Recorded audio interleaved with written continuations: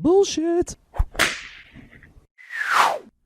Are you manipulating when you think you're motivating?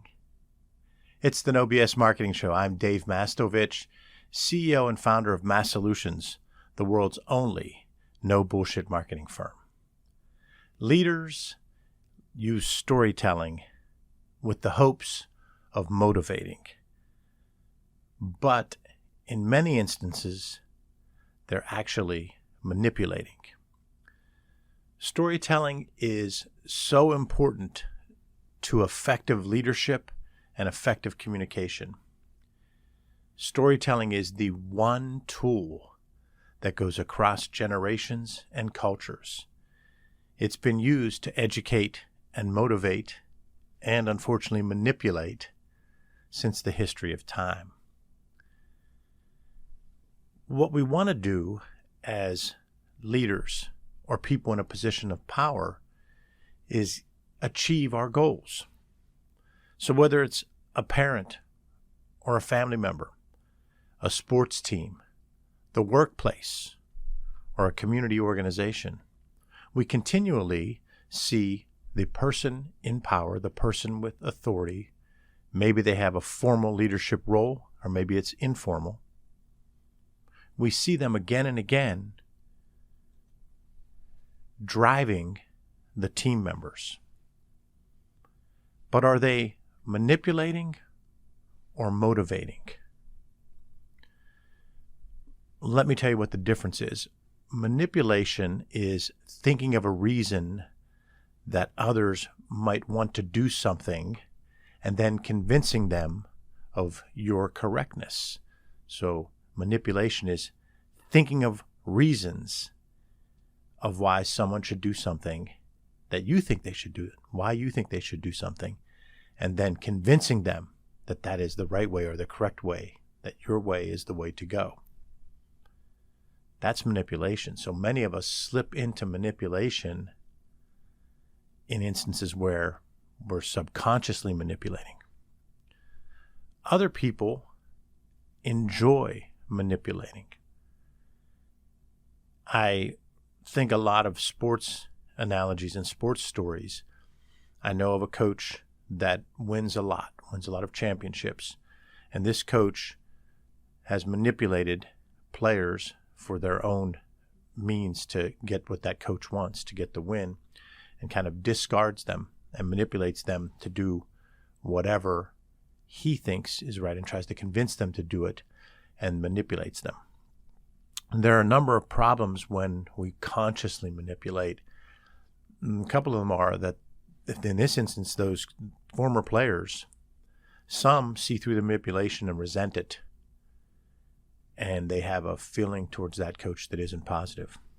Others maybe don't even see through the manipulation, but they're impacted by it, and it might scar them emotionally, or worse, it might have them think that that's the way to lead and communicate. We're all a product of our environment, especially at a young age. When we're 7, 10, 15, 20, when we're in our first job, those leaders can manipulate us and teach us that manipulation is the way to lead because we admired that leader even though they might have bothered us.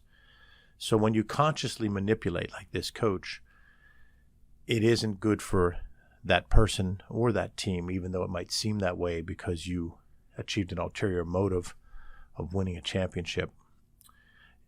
I believe you don't have to manipulate to win championships in sports, to do well with your family, to do well in the workplace, and to do well with the community organizations. And I certainly don't believe you should consciously manipulate. Now, I think we all fall prey of slipping into that manipulation, which again is thinking of a reason that someone should want to do something and then trying to convince them that that is the way that they should go. Motivation is genuinely seeking out the wants, needs, and desires of the other party to then find solutions that will meet your needs and theirs. Because then it's everyone's natural drives and you'll be working towards a common goal. So sometimes subconsciously we end up manipulating when we think we're motivating, because we're thinking of all these reasons that we legitimately think are good reasons. I'm guilty of it myself. You make a presentation and you know this stuff works, and you're trying to convince someone to do that. So you have to watch, because it could border on you're unintentionally manipulating that person. So what is the way that we should go? What are some tips that we as storytellers can use so that if we're a family member and we want to motivate our family members to live their best life, how do we do that without bordering on manipulation subconsciously or consciously manipulating? If we do coach a sports team or play on a sports team where we're the informal leader, how do we do it so that we aren't bordering on manipulation or even consciously manipulating, but we're motivating?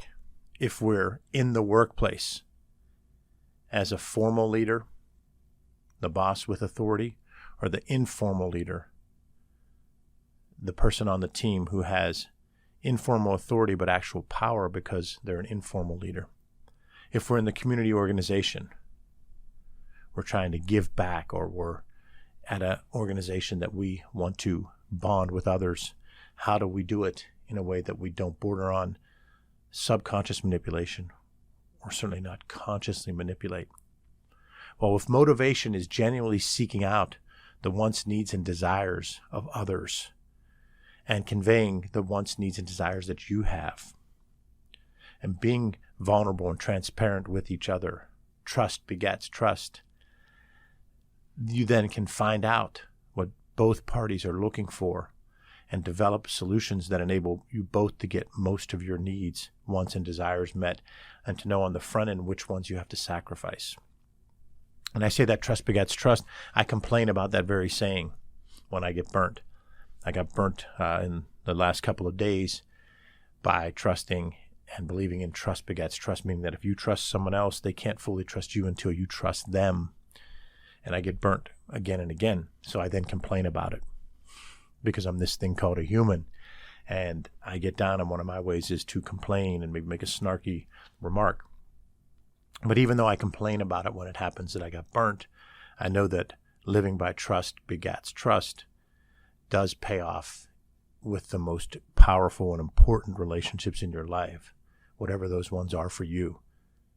Whatever you decide are your most important relationships, they're the ones where you have to live by that trust begets trust, and it builds a trusting, stronger relationship with that person. So by adhering to trust begets trust and asking people what they want, need, and desire, and being open as much as you can about your wants, needs, and desires, you can then begin to collaborate and come up with a way to achieve the goal that motivates both of you, because motivation is up to the individual person. We are innately motivated.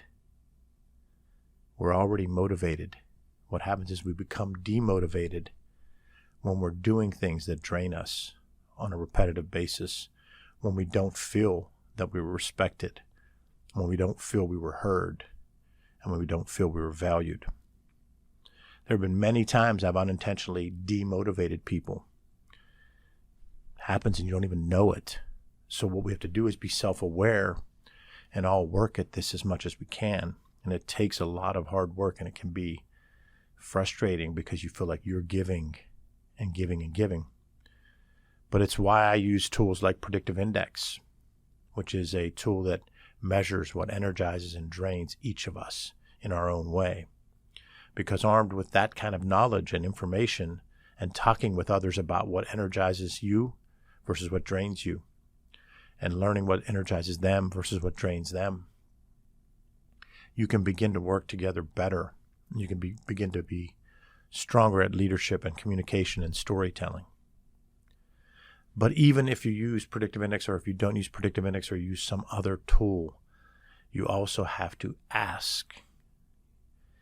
And most people have been trained to not tell the truth. Absorb that. We've been trained to not tell what we're thinking. We've been trained to keep things close to the vest. One of those old standby cliches. We've been trained to not show your hand, another cliche. I get it. I've seen people in meetings live those two and think they were getting over on me. They were able to get what they want over Mastovich and massolutions. Ha!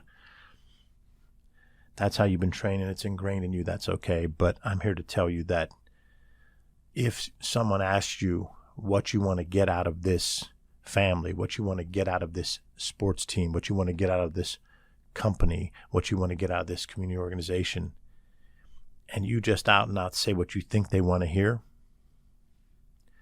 I always forget to bring my bullshit button to my own show. So that's bullshit on me, but I would hit that button right now and say, that's bullshit. If someone asks you what you want, what your needs are, what you hope to achieve with this situation, and you just say purely what you think they want to hear, or even remotely close to what they want to hear, without truthfully giving a lot of what your goals are, then that's bullshit.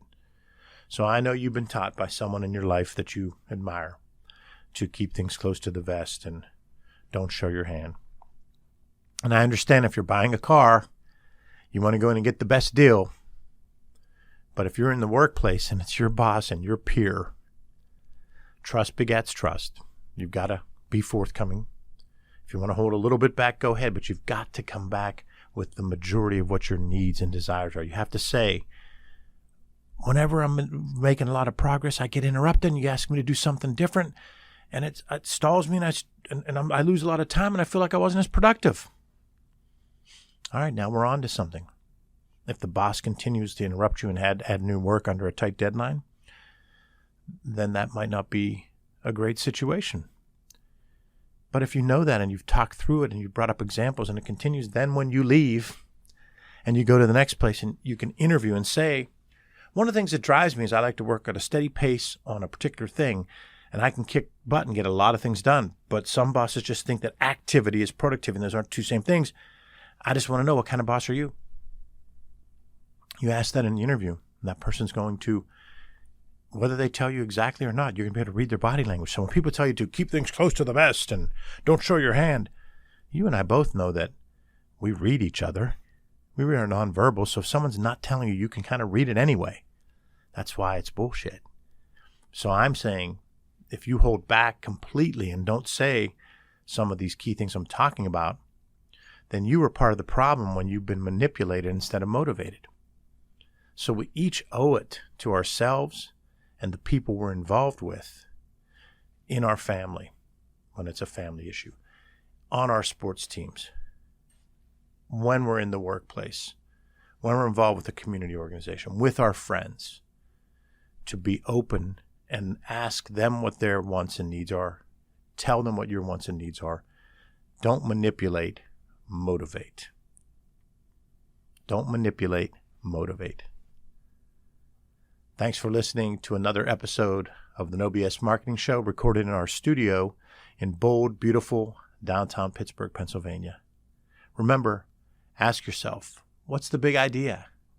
And build your story around the answer. It's all about bold solutions, no BS.